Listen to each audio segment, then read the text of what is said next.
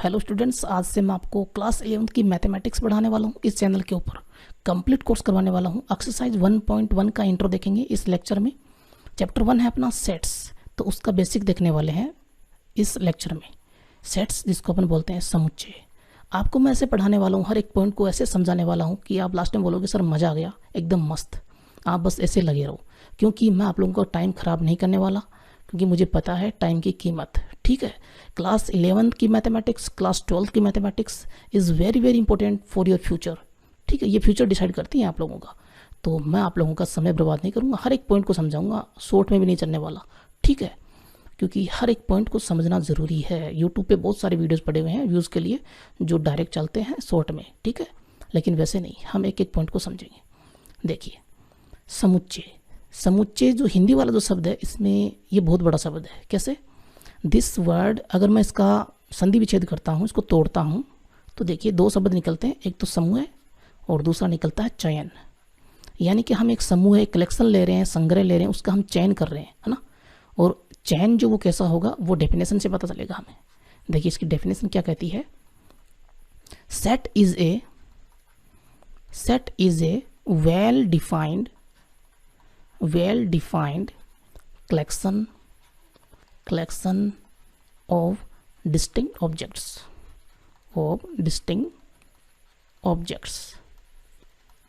देखो बच्चों, हिंदी में समझते हैं इस परिभाषा को। वस्तुओं के सुपरिभाषित संग्रह को समुच्चय कहते हैं। देखिए ये परिभाषा जो है बहुत कुछ कह रही है बच्चों। मैंने आपको कहा कि समूह का हमें चयन करना है। यहाँ पर देखिए डेफिनेशन में दो मोटे मोटे शब्द हैं, वर्ड हैं। एक तो वस्तुएं, है ना, जिसको अपन बोलेंगे डिस्टिंक्ट ऑब्जेक्ट्स, भिन्न भिन्न वस्तुएं, और एक है सुपरिभाषित संग्रह। ठीक है, वेल डिफाइंड कलेक्शन। तो सबसे पहले अपन वस्तुओं की बात करते हैं। वस्तुएं जिनको अपन अवयव भी बोलते हैं, है ना, सेट के अंदर इनको अवयव भी बोलते हैं, इनको सदस्य भी बोलते हैं। ठीक है, इनको तत्व भी बोलते हैं। इंग्लिश में बोले तो ऑब्जेक्ट्स, ठीक है, मेंबर्स, है ना, और एलिमेंट्स। ये सारी चीज़ें एक ही हैं सेट के अंदर। अब जैसे आपके पास में एक थैला है, ये मान लीजिए थैला है। ठीक है, इसके अंदर आपके पास में कुछ मैंगोज हैं, ठीक है, कुछ एप्पल्स हैं, और कुछ ख़राब हैं, कुछ अच्छे हैं, ठीक है, और कुछ बनानाज हैं। तो ये मैंगो, एप्पल, बनानाज, ये सब क्या है, वस्तुएं। ठीक है, अब इनका एक कलेक्शन बनाना है हमको, और उसका चयन करना है। उसका चयन करेंगे तो वो बन जाएगा समुच्चय। लेकिन यहाँ डेफिनेशन कह रही है कि सुपरिभाषित कलेक्शन, है ना, सुपरिभाषित संग्रह, समूह बनाना हमको। अब इस सुपरिभाषित का क्या मीनिंग है? देखिए ये जो शब्द है, ये जो वर्ड है सुपरिभाषित, वेल डिफाइंड, है ना, बहुत मोटा वर्ड है। ये हमको डेफिनेशन बताता है, सेट का बेसिक बताता है। सुपरिभाषित का मीनिंग ये है, यूँ समझिए मेरी भाषा में प्रैक्टिकली, कि हर जगह एक जैसा, हर जगह दुनिया के किसी भी कोने में चले जाओ, वो कलेक्शन किसी भी बंदे से पूछो, एक जैसा ही आना चाहिए, डिफरेंट नहीं होना चाहिए। जैसे बच्चों मैं आपसे कहता हूँ कि शुरू की 10 प्राकृत संख्या बताओ, नेचुरल नंबर्स, है ना, 11 से छोटी होंगी ना, तो 11 से छोटी नेचुरल नंबर बताओ, प्राकृत संख्याएं।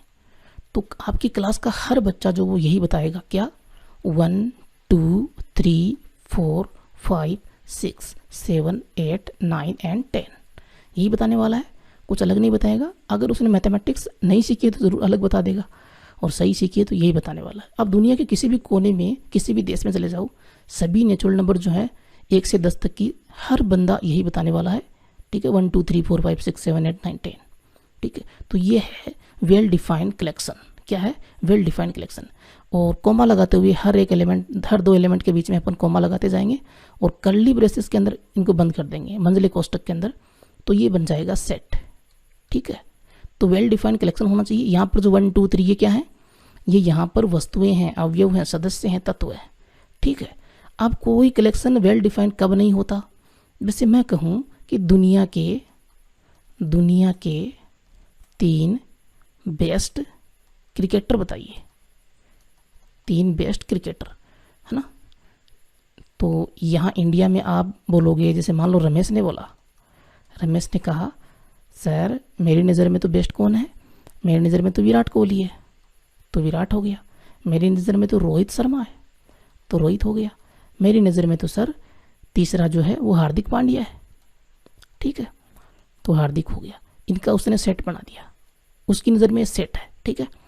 अब मैं यही सवाल जो है कि दुनिया के 3 बेस्ट क्रिकेटर मान लो ऑस्ट्रेलिया में जाके पूछता हूँ, तो वहाँ पे कौन बोलेगा? कोई बोलेगा डेविड वार्नर है, कोई बंदा बोलता है, ठीक है, कि मेरी नज़र में डेविड वार्नर है, और वो बोलेगा दूसरा नाम लेगा स्मिथ का, ठीक है, तीसरा लेगा मैक्सवेल का, ठीक है, ये उसकी नज़र में है। तो यहाँ पर उसके लिए जो बेस्ट है, यानी कि जो पसंद करता है उसको बेस्ट बता रहा है, ठीक है। तो उस ऑस्ट्रेलिया में बेस्ट जो वो अलग हो गया है ना, वो कलेक्शन अलग हो गया। इंडिया में रमेश जो है उसके लिए कलेक्शन अलग हो गया। तो यहाँ गड़बड़ हो गई, ये सुपरिभाषित नहीं हुआ, वेल डिफाइंड नहीं हुआ, ठीक है ना।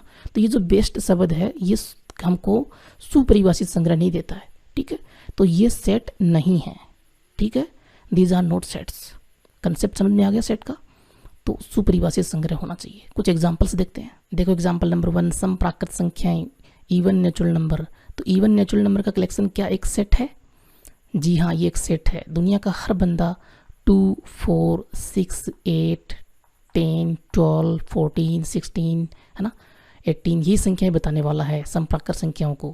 क्योंकि 2 से पूर्णतः विभाजित जो संख्याएं होती हैं, 2 से परफेक्ट डिविजिबल जो नंबर्स होती हैं नेचुरल नंबर, वो समप्राकृत संख्याएं होती हैं, और उनका कलेक्शन जो वेल डिफाइन है, कहीं भी बदलने वाला नहीं है ये। तो ये एक सेट है।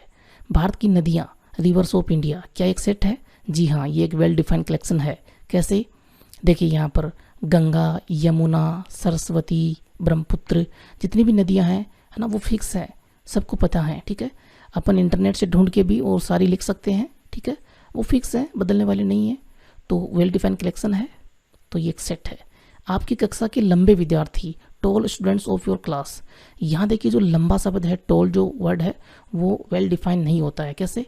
देखिए आपकी हाइट मान लीजिए 5 फीट, ठीक है, 8 इंच है, ओके, और आपके दोस्त की हाइट 6 फीट है। तो आपके लिए पहले ये बताओ लंबा कौन होगा? आपके लिए लंबा जो है उसमें आपका दोस्त भी आएगा, ठीक है ना, 5 फुट 9 इंच, 5 फुट 10 इंच है ना, 6 फुट, वो सब बच्चे आएंगे। लेकिन जो आपका दोस्त है उसकी हाइट 6 फीट है, उसके लिए लंबा कौन होगा? 6 फीट से ज़्यादा जिसकी हाइट है वो उसके लिए लंबा होगा, ठीक है। तो यहाँ कलेक्शन बदल गया, आपके दोस्त के लिए अलग हो गया, आपके लिए अलग हो गया। तो यहाँ ये कलेक्शन वेल डिफाइन नहीं होगा, ठीक है। नेक्स्ट देखो बच्चों, सेट के कंसेप्ट को समझने के लिए हमें कुछ स्टेटमेंट का ध्यान रखना होता है। जैसे एग्जाम्पल ले रहा हूँ उससे समझाऊंगा। एग्जाम्पल 1 में देखिए, मैं इंग्लिश लेटर्स में वोवल्स लेता हूँ, ठीक है। तो वोवल्स कौन कौन से होते हैं? English vowels A, E, I, O, U, यही होते हैं। और वोवल्स हैं तो इनको मैं वी से रिप्रेजेंट कर दूंगा, ठीक है। एक एग्जाम्पल और ले रहा हूँ, आपके पास में एक वर्ड है प्रिंसिपल, PRINCIPLE, ओके। इसके जो लेटर्स हैं उनका सेट बनाना है हमको। तो सेट क्या बनेगा? PRINCLE।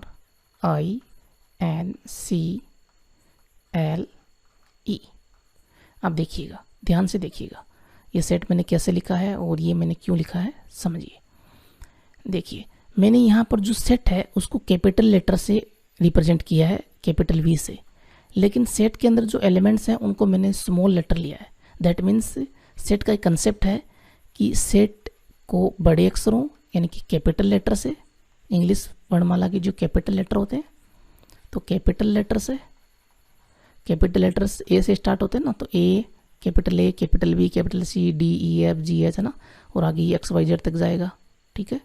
तो capital X, capital Y, capital Z आदि से दर्शाते हैं, आदि से शो करते हैं, ठीक है, ओके। और नेक्स्ट कंसेप्ट क्या है कि इसके जो एलिमेंट्स हैं सेट के उनको स्मॉल लेटर से, ठीक है। सेट के एलिमेंट्स को प्राय ऑफन स्मॉल लेटर्स,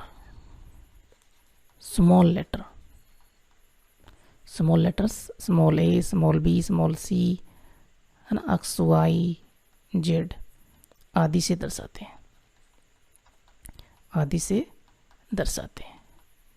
अब आप ये सोच रहे हो सर यहाँ पर तो आपने सारे बड़े ले रखे हैं, है ना। तो मैंने यहाँ लिखा है प्राय का मतलब ये होता है अक्सर, हमेशा नहीं, ठीक है ना, अक्सर। यानी कि अपन बोल सकते हैं कि 90% चांस यही होते हैं कि हम स्मॉल लेटर लिखें। लेकिन आपको ये वर्ड जो देखा था प्रिंसिपल, उसमें जो, यहाँ ध्यान से देखिए, इस वर्ड में जो लेटर्स थे वो कैपिटल थे, सारे के सारे जो अक्षर थे वो कैपिटल थे, तो हमें इनको कैपिटल लिखना पड़ा। फिर आप ये सोच रहे हो सर आपने आई और पी दोबारा नहीं लिखा, तो बच्चों सेट में कोई भी एलिमेंट जो वो दोबारा नहीं लिखा जाता, ठीक है ना, रिपीट नहीं होता। दैट मीन्स सेट में यहाँ पर पुनरावृत्ति नहीं होती एलिमेंट्स की। तो ये भी एक कंसेप्ट बनता है कि सेट में अवयव रिपीट करके नहीं लिखे जाते, रिपीट करके नहीं लिखे जाते, ठीक है, ओके, नहीं लिखे जाते हैं। ये इतना समझ में आ गया आपको। फिर मैंने ये बोला, एक चीज़ ध्यान से देखिएगा कि इस सेट को AEIOU, इस सेट को अपन ऐसे भी लिख सकते हैं IOAEU। इसका क्या मीनिंग है कि सेट में जो ऑर्डर है एलिमेंट्स का, तो उस ऑर्डर का कोई महत्व नहीं होता है, कोई इंपॉर्टेंस नहीं होता है, हम कैसा भी लिख सकते हैं। दैट मीन्स कोई यूनिक तरीका नहीं है लिखने का, ठीक है। तो सेट में अवयवों को लिखने का कोई यूनिक, ठीक है, ध्यान रखें, ये यूनिक यानी कि अद्वितीय, कि हम सिर्फ ऐसा ही लिख सकते हैं AEIOU, नहीं, हम इस तरह से भी लिख सकते हैं IOAEU, ठीक है। तो कोई यूनिक तरीका नहीं होता है, नहीं होता है, ओके। फिर सेट में जैसे यहाँ पर 20 सेट है, इसमें एलिमेंट है AEIOU, तो इनको अपन ऐसे पढ़ते हैं कि A जो है वो V सेट में है, ठीक है। तो अपन बोलते हैं A बिलोंग्स सेट V, यानी कि A सेट V का सदस्य है। ये जो एप्सिलॉन का साइन है, ठीक है ना, ये एप्सिलॉन है, ध्यान रखें, इसको अपन एप्सिलॉन बोलते हैं। इसका मीनिंग है belongs to, that means A सदस्य है, इससे बिलोंग करता है, ठीक है। इसको ऐसे पढ़ते हैं A बिलोंग्स टू V। अगर कोई एलिमेंट सदस्य नहीं है, जैसे यहाँ पर मैं F जो उसका एलिमेंट नहीं है, तो F जो है वो नॉट बिलोंग्स टू, ऐसे करेंगे, not belongs to set V, ठीक है। नेक्स्ट देखो बच्चों, किसी भी सेट को लिखने के, रिप्रेजेंट करने के दो मेथड होते हैं, तो हम पढ़ेंगे representation of sets, representation of sets, very very important है, क्योंकि यहाँ पर मेथड पढ़ने वाले हैं किसी भी सेट को लिखने के, ठीक है, समुच्चय का निरूपण बोलते हैं इसको। तो नंबर 1 जो मेथड है उसको बोलते हैं टेबुलर मेथड या टेबुलर फॉर्म। फॉर्म बोल दीजिए, मेथड बोल दीजिए, एक ही बात है। इसी का दूसरा नाम है जो बहुत ही पॉपुलर है, रोस्टर फॉर्म, ठीक है, और हिंदी में हम बोलते हैं सारणीबद्ध या पंक्तिबद्ध रूप, ओके, ध्यान रखें, हिंदी में सारणीबद्ध बोलते हैं। देखिए एग्जाम्पल से समझाता हूँ। 1 से 10 तक की नेचुरल नंबर ले लीजिए, उसका कोई सेट ले लीजिए, ए सेट। तो अपन नेचुरल नंबर को कैसे लिखते हैं, 1, 2, 3, 4, 5, 6, 7, 8, 9, 10, ठीक है। ये है, यही रोस्टर फॉर्म है, रोस्टर रूप है, ठीक है, सेट को लिखने का। इसमें क्या होता है, हर एक एलिमेंट को अपन लिखते जाते हैं, कोमा लगाते जाते हैं, लिखते जाते हैं और कोमा लगाते जाते हैं, ठीक है। एक पंक्ति में लिख देते हैं, रो का मतलब क्या होता है, पंक्ति, ठीक है ना, हाँ जी, इसीलिए इसको पंक्तिबद्ध रूप भी बोलते हैं। और यहाँ पर कर्ली ब्रेसेस लगा के सेट बना देते हैं, ओके। अब रोस्टर फॉर्म में एक और मेथड होता है जिससे अपन लिख सकते हैं रोस्टर फॉर्म में ही, ठीक है। जैसे 1 के बाद में 2 आ रहा है, 2 के बाद में 3 आ रहा है, एक पैटर्न बन रहा है कि 1 के बाद में 2, 2 के बाद में 3, तो यहाँ हमें पता चल रहा है कि नेक्स्ट क्या आएगा, नेक्स्ट 4 आने वाला है, ठीक है। तो 3 डॉट लगा देंगे, 1 2 3, 3 डॉट लगा दिया, फिर कोमा, फिर लास्ट का एलिमेंट लिख दीजिए 10 या 9 10 2 लिख दीजिए, ठीक है, इस तरह से। तो ये 3 डॉट वाला जो मेथड है ये भी अपन रोस्टर फॉर्म में काम में ले सकते हैं, लेकिन एक निश्चित पैटर्न बनना चाहिए, क्योंकि मैंने आपको सेट में बताया हुआ है कि सेट में ऑर्डर का, क्रम का कोई रोल नहीं होता है। एलिमेंट्स को अपन कैसे भी लिख सकते हैं आगे पीछे करके, जैसे मैंने शुरू में 5 लिख दिया या 3 लिख दिया, फिर 2 लिख दिया, फिर 1 लिख दिया, है ना, फिर 5 लिख दिया, फिर 6, फिर 8, फिर 7, फिर 4, फिर 10, फिर 9, ऐसे लिख दिया, ठीक है। तो ये भी सेट ही है, वही सेट है, 1 से 10 तक की प्राकृत संख्याएं हैं इसमें भी। लेकिन ये जो फॉर्म है इसको अपन 3 डॉट में नहीं लिख सकते, क्योंकि यहाँ पैटर्न सही नहीं बन रहा। कैसे, देखिए 3 के बाद में 2 आया, 2 के बाद में 1 आया, तो अब नेक्स्ट क्या आएगा, 0 आएगा, दिख रहा है आपको साफ साफ। 1 के बाद में एक कम करेंगे तो 0 आएगा, लेकिन 0 तो इस सेट में है नहीं, तो एक पैटर्न नहीं बन रहा है। यहाँ पर हम 3 डॉट लगा के फिर लास्ट में 10 9 ऐसे नहीं लिख सकते, ठीक है ना, ये तरीका सही नहीं है। तो ये तो ऊपर वाला मेथड एक, और एक ये वाला, ये दोनों एकदम सही है, ठीक है। ध्यान रखें रोस्टर फॉर्म में हम सभी सेट्स को नहीं लिख सकते, ठीक है, ये ज़रूर ध्यान रखें। फिर दूसरा जो यहाँ पर मेथड है उसको बोलते हैं सेट बिल्डर फॉर्म। क्या बोलते हैं, सेट बिल्डर फॉर्म या मेथड। हिंदी में बोलेंगे समुच्चय निर्माण विधि या समुच्चय निर्माण रूप। इस रूप में हम किसी भी सेट को लिख सकते हैं। जैसे मैं अगर इसी सेट को लूँगा, इस सेट को, तो यहाँ ऊपर ये लिखे हुए हैं सारी 1 से 10 तक की प्राकृत संख्या रोस्टर फॉर्म में। अब मैं सेट बिल्डर फॉर्म में लिखता हूँ तो कैसे लिखूँगा, देखिए उसके लिए मैं एक कोई वेरिएबल लूँगा, X Y Z A B C कुछ भी ले लीजिए स्मॉल लेटर में, ठीक है। एक्स ले लिया, फिर मैं कोलन साइन लगाऊंगा यहाँ पे, फिर एक्स लिखूँगा, ठीक है। फिर एक्स की प्रॉपर्टी लिखूँगा कि एक्स है क्या, तो एक्स 1 से 10 तक की प्राकृत संख्या है, तो अपन एक प्रॉपर्टी लिख देंगे कि एक्स जो है वो 1 से 10 तक नेचुरल नंबर प्राकृत संख्याओं में से कोई एक है, तो यहाँ पर एक्स जो है वो 1 से 10 तक की प्राकृत संख्याओं को नेचुरल नंबर को रिप्रेजेंट करेगा, ठीक है। क्योंकि हमने साफ साफ लिखा है, देखिए क्या लिखा है, 1 से 10 तक प्राकृत संख्याओं में से कोई एक है, कौन, एक्स, ठीक है। तो 1 से 10 तक की प्राकृत संख्या इसके अंदर आ जाएंगी, बात समझ में आ गई। अब यहाँ पर हमने ये कोलन साइन, ये एक्स, ये क्यों लिखा है, देखिए इस सेट को अपन कैसे पढ़ते हैं सेट बिल्डर फॉर्म में, वो समझ लीजिए। हमने कर्ली ब्रेसेस स्टार्ट किया, ठीक है, तो यहाँ पर कर्ली ब्रेसेस और ये एक्स, ये मिलकर क्या बोलते हैं, ये कहते हैं सभी एक्स का समुच्चय, ठीक है, सेट ऑफ ऑल एक्स, ठीक है। फिर कोलन जो साइन है ये क्या बोल रहा है, ये कहता है वेयर, जहाँ फिर आगे एक्स, फिर आगे प्रॉपर्टी लिख देते हैं, ठीक है। यानी कि इसको ऐसे पढ़ते हैं, सभी एक्स का समुच्चय जहाँ एक्स 1 से 10 तक प्राकृत संख्या में से कोई एक है, ठीक है। शॉर्ट में से बोलते हैं एक्स जहाँ एक्स 1 से 10 तक प्राकृत संख्या में से कोई एक है, ठीक है। पढ़ना भी आपको आना चाहिए, ज़रूरी है। एक और एग्जांपल लेता हूँ, जैसे देखो बच्चों, वोवल्स जो होते हैं इंग्लिश वोवल्स, उसका सेट में भी ले लूँ तो उसमें रोस्टर फॉर्म में आएगा, तो ऐसे लिखेंगे AEIOU, ऐसे ही लिखेंगे, ये रोस्टर फॉर्म है, ठीक है। यहाँ लिख देता हूँ मैं रोस्टर फॉर्म, ओके। अब इसको सेट बिल्डर फॉर्म लिखते हैं, तो कैसे लिखोगे आप, गेस कीजिए। ये मैंने कर्ली ब्रेसेस स्टार्ट किया, फिर एक्स, फिर कोलन साइन, यानी कि एक्स जहाँ एक्स अंग्रेजी वर्णमाला का एक स्वर है, अंग्रेजी वर्णमाला का एक स्वर है, ठीक है, एक स्वर है। ये इसकी प्रॉपर्टी हो गई कि एक्स क्या है, अंग्रेजी वर्णमाला का एक स्वर, तो इसमें अंग्रेजी वर्णमाला के स्वर ही आएंगे इस सेट के अंदर, ठीक है ना, और वो होंगे AEIOU। ध्यान रखें सेट बिल्डर फॉर्म में ये जो प्रॉपर्टी हम लिखते हैं, सेट को ऐसे लिखते हैं, इसका कोई यूनिक तरीका नहीं होता है, ठीक है ना, यूनिक मेथड नहीं होता है।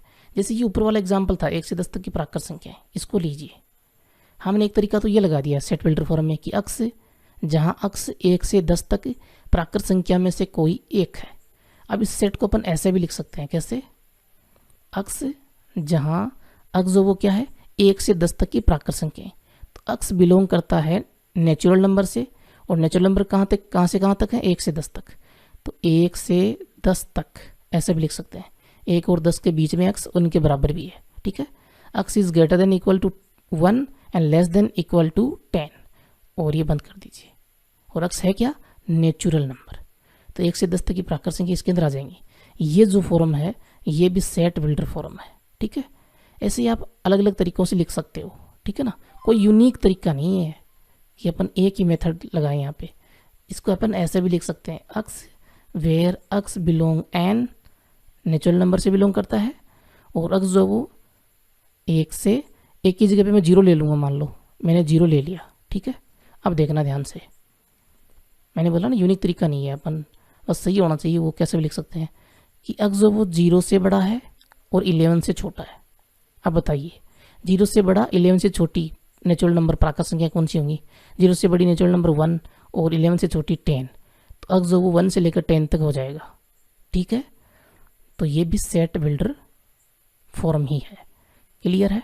नेक्स्ट देखो बच्चों, कुछ इंपॉर्टेंट सेट्स हैं जो आपको याद रखने हैं। उनमें नंबर 1 नेचुरल नंबर का सेट जो होता है, कैपिटल एन का सिंबल होता है, ध्यान रखें। नेचुरल नंबर कौन सी? काउंटिंग नंबर्स, गिनती की संख्याएं, 1 2 3 4 5 6, है ना।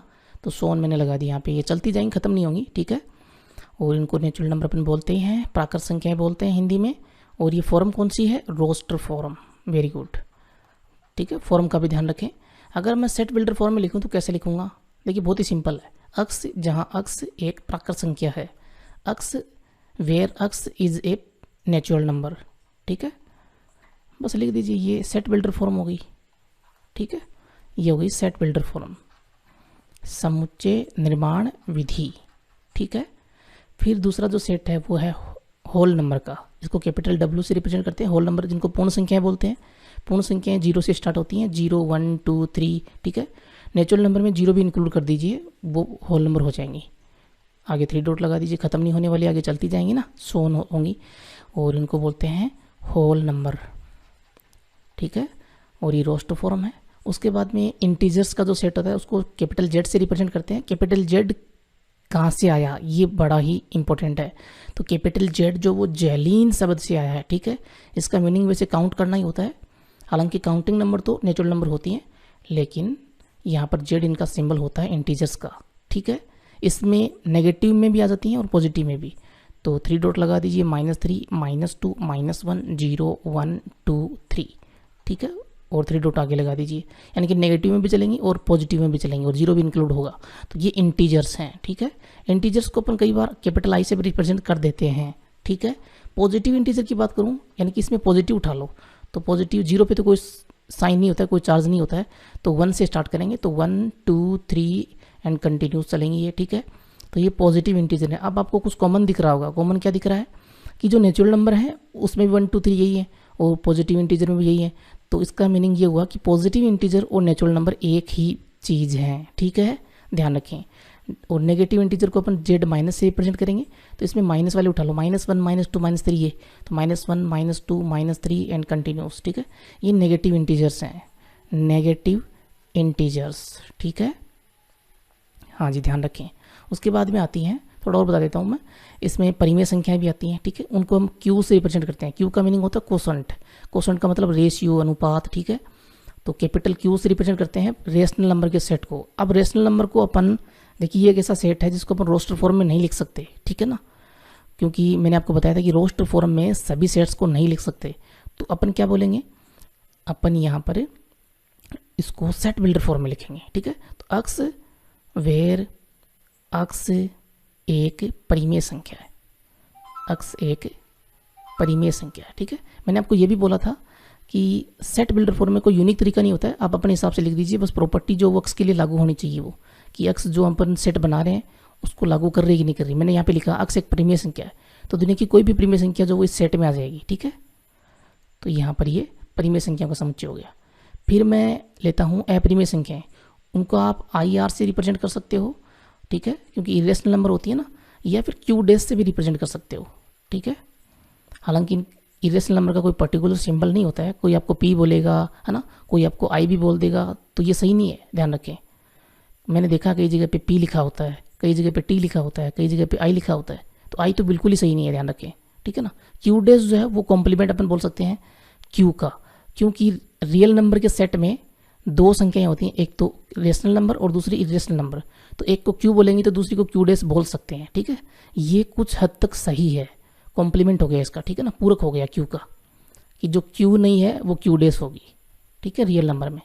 ओके, तो Q डैश यानी कि अक्स, जहाँ अक्स एक इरेशनल नंबर है, प्राकृत संख्या है, अपरिमेय संख्या है, अपरिमेय संख्या है। ठीक है, ऐसे अपन बात करें यहाँ पर रियल नंबर की, ये बड़ा इंपॉर्टेंट सेट है रियल नंबर का, इसको अपन कैपिटल R से रिप्रेजेंट करते हैं, वास्तविक संख्याएं। ठीक है ना, तो अक्स, जहाँ अक्स एक वास्तविक संख्या है, वास्तविक संख्या है। ठीक है, यहाँ पर मैं लिख देता हूँ ये रेशनल नंबर। ठीक है, ये इरेशनल नंबर। ओके, ठीक है। अब इस सेट को अपन ऐसा भी लिख सकते हैं, कैसे कि x where x belong capital Q, है ना, या x belong capital Q dash, यानी कि इरेशनल नंबर। या फिर ऐसे लिख सकते हो x बिलोंग परिमेय संख्या या x बिलोंग अपरिमेय संख्या। इसका क्या मीनिंग हुआ, x बिलोंग्स टू परिमेय संख्या या अपरिमेय संख्या, कि x या तो परिमेय है या अपरिमेय है, क्योंकि रियल नंबर में दो ही तो होती हैं, एक तो परिमेय और एक अपरिमेय। ठीक है, तो ये भी रियल नंबर को रिप्रेजेंट करेगा। क्लियर है, ये सेट आपको ध्यान रखने हैं। नेक्स्ट देखो एक्सरसाइज 1.1 के लिए जो एग्जांपल्स दे रखे हैं उनमें example number 1, write the solution set of the equation x square plus x minus 2 is equal 0 in roster form. आपको रोस्टर रूप में ये जो इक्वेशन दे रखी है इसका हल जो है उसका समुच्चय बनाना है रोस्टर रूप में। ठीक है, देखिए सॉल्यूशन, सबसे पहले इक्वेशन की बात करते हैं तो इसके सॉल्यूशन निकालते हैं इक्वेशन का। तो x square plus x minus 2 quadratic equation है, दो सॉल्यूशन होंगे। ठीक है, तो फैक्टर कर लेते हैं। तो फैक्टर करेंगे तो देखिए यहाँ पर क्या आएंगे factor, x square plus 2x minus 2, x को लिख दिया मैंने 2x माइनस x ताकि फैक्टर अपन कर पाएँ। ठीक है, क्वाड्रेटिक इक्वेशन का फैक्टर कैसे करते हैं आपको पता होना चाहिए, क्लास 10 में आप लोगों ने पढ़ा होगा, 9th में पढ़ा होगा। तो यहाँ इस x को ऐसे तोड़ते हैं अपन कि जो दो वैल्यूज़ आएंगी जैसे 2x और माइनस x, इनको मल्टीप्लाई करें तो वो मल्टीप्लिकेशन कैसा आना चाहिए, x स्क्वायर और माइनस 2 के बराबर होना चाहिए। यहाँ पर ये बराबरी आएगा, देख लीजिए। अब इन दोनों में कॉमन लीजिए और इन दोनों में जो भी कॉमन आ रहा है, यहाँ x कॉमन दिखाई दे रहा है मुझे, तो x स्क्वायर में से x ले लिया तो एक x बचेगा, प्लस में 2 बच गया आगे। ठीक है, फिर यहाँ इन दोनों में माइनस कॉमन, तो -1 आ रहा है बेसिकली कॉमन, तो यहाँ x और यहाँ +2। जब भी माइनस कॉमन लेते हैं तो निशान जो है, साइन जो वो चेंज हो जाते हैं, माइनस जो वो प्लस हो गया, देखिए यहाँ भी ये माइनस था प्लस हो गया। ठीक है, इक्वल में 0 है ही, तो आपके पास में फैक्टर क्या बन रहे हैं, x प्लस 2 और x माइनस 1। ठीक है, इक्वल में 0। यहाँ से सॉल्यूशन क्या आएगा, एक तो आएगा x प्लस 2 इक्वल 0 किया अपन ने, तो आपको मिलेगा x इक्वल -2 और x माइनस 1 इक्वल 0 किया अपन ने, था ना, तो हमको क्या मिलेगा, x इक्वल 1। तो आपके पास में जो सॉल्यूशन आएगा उसका सेट क्या बनेगा, है ना, सेट बन जाएगा।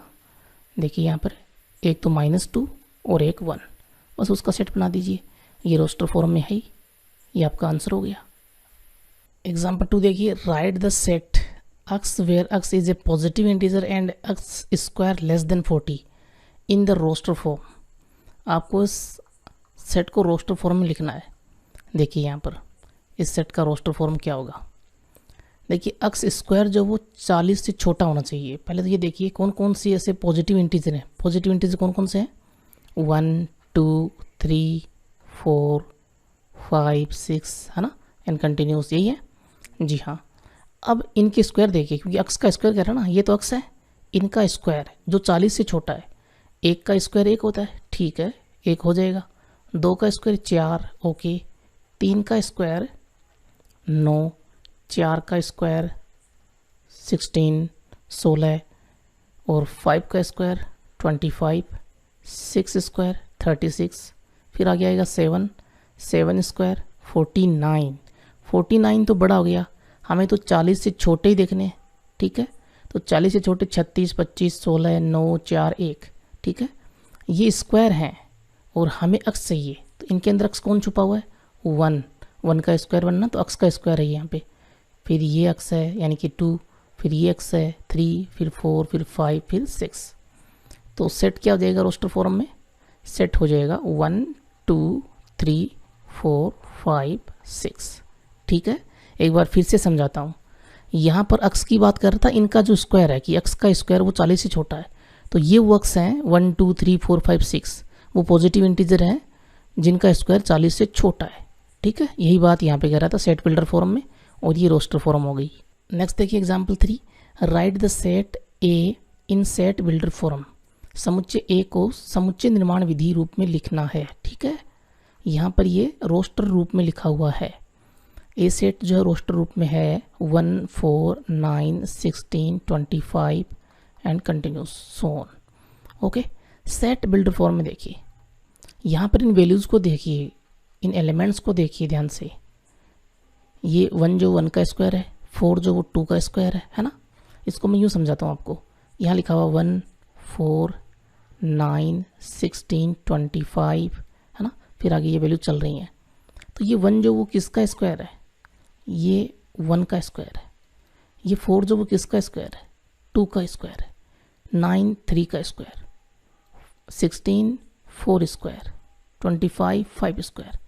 यहाँ पर देखिए 1 2 3 4 5 ये क्या है, नेचुरल नंबर है। ठीक है, इसको मैं यूँ ले लेता हूँ कि ये जो है 1 4 9 16 ये तो है अक्स। ठीक है, और इक्वल में जो वैल्यूज आ रही हैं वो स्क्वायर में, यानी कि एन स्क्वायर ऐसा ले लेता हूँ मैं। ठीक है, और एन जो वो नेचुरल नंबर हो जाएगा। तो सेट बिल्डर फॉर्म में कैसे लिखेंगे, देखिए ऐसे तो लिखते हैं कि अक्स जहाँ अक्स बराबर क्या है, एन स्क्वायर। अक्स बराबर एन स्क्वायर है। ठीक है, और ये एन जो है वो देखिए, ये 1 स्क्वायर 2 स्क्वायर, तो अंदर जो एन है स्मॉल एन 1 2 3 4 5 ये क्या नेचुरल नंबर। तो एन बिलोंग करता है प्राकृत संख्याओं से, नेचुरल नंबर से। बस हो गया ये, यानी कि एन की वैल्यू नेचुरल नंबर में से यहाँ पर पुट करते जाइए स्मॉल एन की। ठीक है, 1 पुट की तो 1 का स्क्वायर 1, तो ये 1 आ गया। फिर स्मॉल एन की वैल्यू नेचुरल नंबर से 2 पुट कीजिए, 2 का स्क्वायर 4 आ गया। ठीक है, तो ऐसे वैल्यूज आती जाएंगी। तो ये सेट बिल्डर फॉर्म हो गया, ये आपका आंसर हो गया। नेक्स्ट देखो बच्चों, example 4, right the set in set builder form. इस समुच्चय को आपको समुच्चय निर्माण रूप में लिखना है। मान लो ये सेट जो वो ए सेट है, तो 1/2 एलिमेंट है इसके, 2/3 3/4 4/5 5/6 और 6/7। इन एलिमेंट्स को देखिए ध्यान से, 1/2 2/3 3/4 4/5 5/6 और 6/7। ठीक है, मान लो ये एलिमेंट जो सेट बिल्डर फॉर्म में एक पर्टिकुलर वेरिएबल लेंगे, अपन अक्स ले लेते हैं। ठीक है, तो ये वैल्यूज अक्स हैं। ठीक है, ये सभी वैल्यूज अक्स हैं। ओके, ठीक है, ध्यान से देखिएगा कैसे बनाते हैं सेट बिल्डर फॉर्म।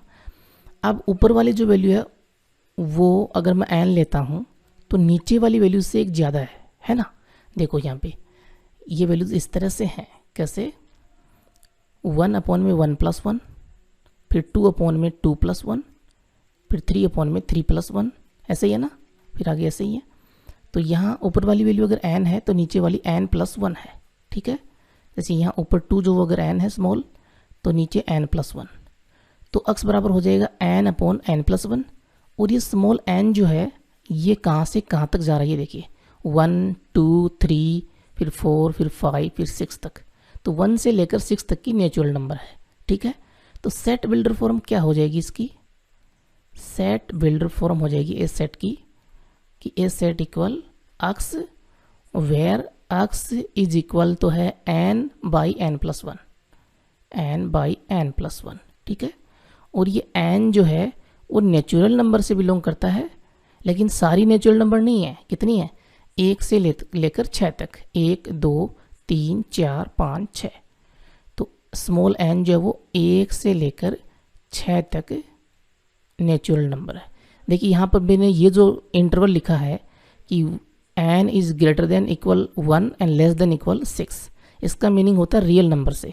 लेकिन यहाँ हमने ये लिख दिया कि n belong capital N, that means n जो वो नेचुरल नंबर से आ रहा है स्मॉल n, और 1 से 6 तक है। तो 1 से 6 तक जितने भी नेचुरल नंबर हैं वो n की जगह पे पुट करेंगे, तो यही एलिमेंट्स आएंगे। 1/1 + 1, 2/2 + 1, 3/3 + 1, तो 3/4 4/5 ये सब आ जाएंगे। तो ये सेट बिल्डर फॉर्म होगी, आपका आंसर हो गया। नेक्स्ट देखो बच्चों, एक्सरसाइज 1.1 के लिए लास्ट एग्जाम्पल है, example 5। Match each of the set on the left described in the roster form with the, आगे कह रहा है same set on the right described in the set builder form. ये कह रहा है कि लेफ्ट साइड में जो डिस्क्राइब्ड है सेट्स वो रोस्टर फॉर्म में है, और उन्हीं की फॉर्म जो है वो राइट साइड में सेट बिल्डर फॉर्म में है। आपको मैच करवाना है हर सेट को। प्रिंसिपल वर्ड के ये मुझे लेटर लग रहे हैं, देखिए PRINCAL दिख रहे हैं, ये रोस्टर फॉर्म में है। जो D से मैच करेंगे, x is a letter of word principal, क्योंकि यहाँ पर कैपिटल लेटर्स दे रखे हैं ना, तो किसी वर्ड के ही हैं, और ये प्रिंसिपल वर्ड यहाँ पे आ ही रहा है, इसी के ये लेटर्स हैं, तो ये इनका सेट हो जाएगा। तो 1 इक्वल अपन D बोल देंगे या 1 मैचेस D बोल देंगे। ठीक है, सेकेंड नंबर देखिए, जीरो आ रहा है, सिर्फ जीरो, ये एक एलिमेंट है इसके अंदर। तो कौन सा सेट है जिसमें जीरो आ रहा है? देखिए सी नंबर देखिए पहले, x is an integer, x एक पूर्णांक है, इंटीजर है, और x प्लस 1 इक्वल 1। अब देखिए x प्लस 1 इक्वल 1 का क्या मीनिंग हुआ? x इक्वल हो गया 1 और ये 1 आया इधर तो माइनस का 1, दैट मीन्स x इक्वल 0। तो x बराबर 0 है और इंटीजर है, तो 0 इंटीजर होता है, तो यहाँ सिर्फ एक ही एलिमेंट आ रहा है, वो आ रहा है 0। तो सेकेंड जो वो सी से मैच कर रहा है, ठीक है। फिर थर्ड नंबर देखिए, थर्ड नंबर में 1 2 3 6 9 18। तो यहाँ देखिए ए नंबर में x is a positive integer and is a divisor of 18। Divisor मतलब जिसका 18 में पूरा पूरा भाग जाता है। तो ऐसे कौन कौन से पॉजिटिव इंटीजर हैं? पॉजिटिव इंटीजर होते हैं 1 2 3 4 5 6 7 8 9 10 ऐसे चलते हैं। तो 18 के फैक्टर करके देख लीजिए या किन किन वैल्यूज़ का भाग जाता है वो देख लीजिए। तो इसमें 1 का जाएगा 18 में, ठीक है। तो 1, फिर 2 का जाएगा, 3 का भी जाएगा, है ना। 6 3 18 होते हैं, 4 चौक 16 है, 5 चौके 20 नहीं जाएगा 4 का, 5 का भी नहीं जाएगा, 6 3 18 है, 6 का जाएगा, ठीक है। तो 1 2 3 6, ठीक है। फिर 9 का जाएगा, 9 इंटू 2 18 होते हैं, फिर 18 का जाएगा, इतने जाएंगे, ठीक है। तो ये सेट इसमें आ रहे हैं थर्ड नंबर में। तो थर्ड नंबर जो मैच कर रहा है ए सेट से, ठीक है, इन नंबर जो सेट बिल्डर फॉर्म में है उससे। फिर 4 नंबर 3 माइनस 3, तो एक बच गया बी, ठीक है। तो ये बी से मैच कर जाएगा। और वैसे चेक कर लीजिए बी में कौन कौन से एलिमेंट आ रहे हैं। x स्क्वायर माइनस 9 बी में है, x square minus 9 equal 0। x की वैल्यू देखिए, x स्क्वायर इक्वल हो जाएगा -9 0 की तरफ आएगा, प्लस का 9, ठीक है। दोनों तरफ रूट लेंगे तो x equal plus minus root 9। तो x इक्वल प्लस माइनस 9 का रूट होता है 3, तो x इक्वल प्लस 3 और साथ में -3। तो ये यहाँ पर डी इसमें है ना 4 नंबर में 3 माइनस 3, तो 4 नंबर बी से मैच हो गया, ठीक है। तो बच्चों यहाँ पर आज की क्लास अपनी ख़त्म, ठीक है। नेक्स्ट लेक्चर में हम एक्सरसाइज 1.1 देखेंगे। आपको लेक्चर कैसा लगा प्लीज़ कमेंट करके ज़रूर बताना। बहुत मेहनत करता हूँ आप लोगों के लिए और करता रहूँगा, और मुझे पता है लेक्चर अच्छा ही लगा होगा, लेकिन एक अच्छा सा कमेंट आना ही चाहिए आप लोगों का, और लाइक तो होना ही चाहिए। चैनल को सब्सक्राइब नहीं कर रखा है वो ज़रूर कर लेना। डिस्क्रिप्शन में आगे के लेक्चर आपको मिल जाएंगे, प्लेलिस्ट लिंक मिल जाएगी। तो लेक्चर्स देखते रहें और अपनी पढ़ाई जो है स्टडी जारी रखें। थैंक यू, जय हिंद।